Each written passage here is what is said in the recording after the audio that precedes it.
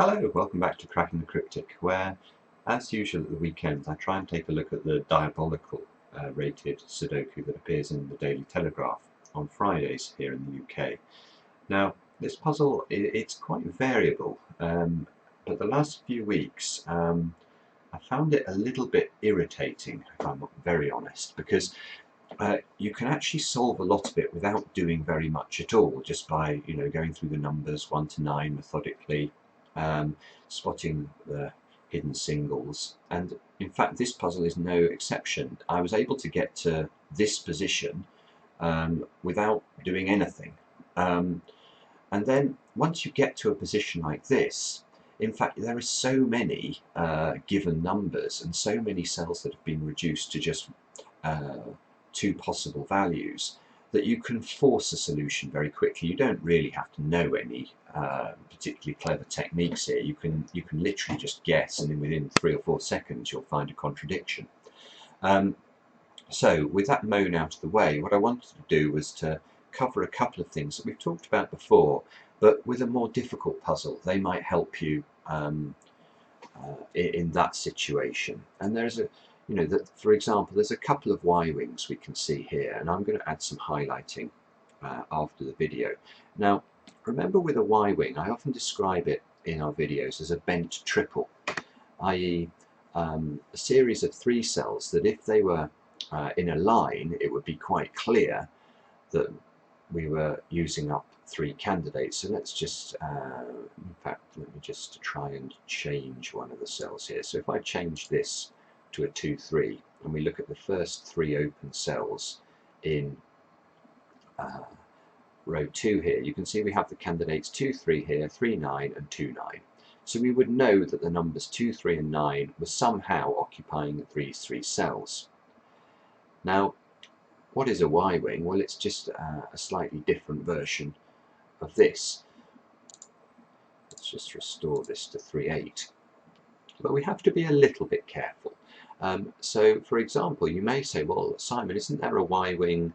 If we're looking for a bent triple, wouldn't it be true to say this 2, 9, this 3, 9, and this 2, 9 form a bent triple, in the sense that there are 3 cells with 3 unknowns, and therefore can't we view that as a Y-wing? Well, no, you can't, because there is a little extra criteria for having a Y-wing, and that's that the pivot cell, the middle cell of the Y-wing, has to have an effect on the 2 different edges. So let's in fact look at a real Y-wing here. Let's look at the 2, 8, the 3, 8 here, and the 2, 3 down here. So again, you can see this is a bent triple on the numbers 2, 3, and 8. But let's look at the effect of this cell here. You can see if this cell is a 3, it has an effect on this cell down here. And if it's an 8, it has an effect on this cell here. So whichever way the pivot goes, it has an effect on the wings of the Y. Now, let's go back to the silly example I picked here with the 2, 9, the 2, 9, and the 3, 9. You can see if I pick the number 3 here, it has no effect on either of the wings. So this isn't a Y-wing, this arrangement. You have to have something that has an effect on the wings.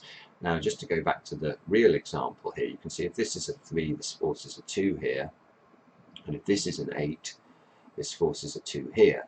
So what we're then looking for is any cell in the grid that can see this cell and this cell, because we know that if they're all such cells cannot contain the number 2, you can immediately see the best candidate is going to be here. We're going to be able to eliminate the 2 from this cell. That will make it a 5. That's going to clean up the puzzle. It's going to give us a 6, a 5, a 6, etc., etc. Now, worth pausing the video here. There's at least one other Y-wing. I spotted one when I was just doing a quick look at the grid.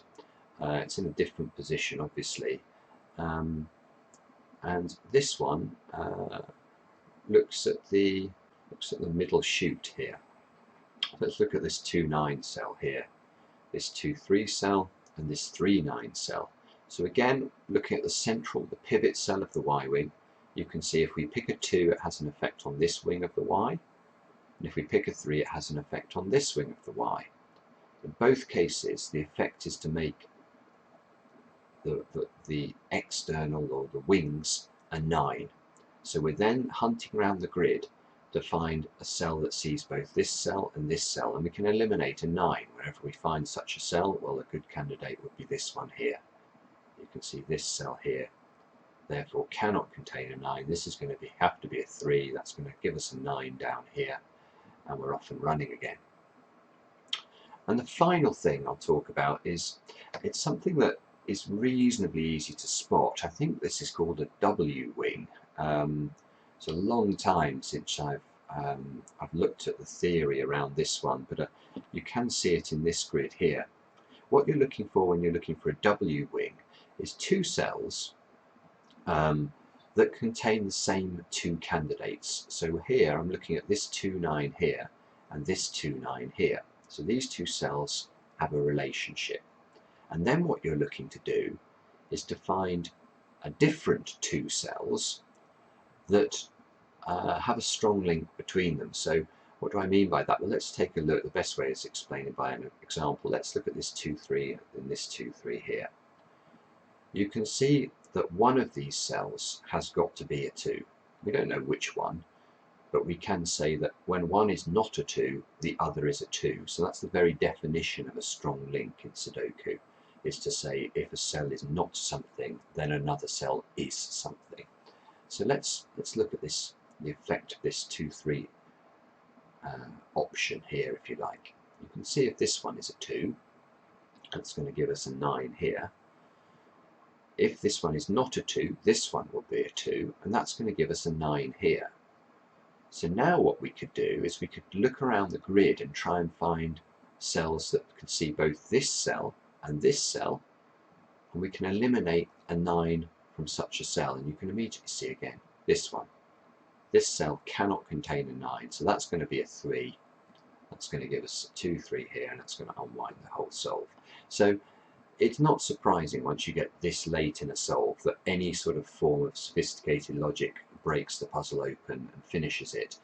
But perhaps the most useful thing about this particular diabolical puzzle is it allows us to just remind ourselves of how Y wings work, have a look at a W wing as well, so that if we do come across these patterns in a harder situation where we've got much less information in the grid, we can still use it to our advantage.